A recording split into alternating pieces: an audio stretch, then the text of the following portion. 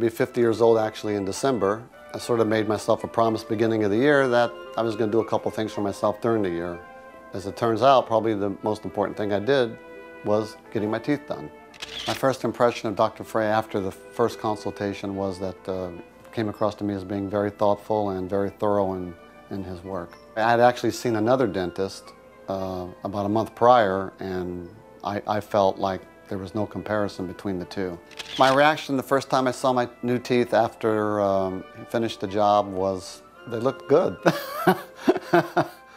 I think I look younger. I mean, I feel better.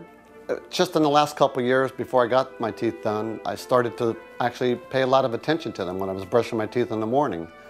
And I just one day decided, hey, now's the time. I'm going to get them done now. Why wait?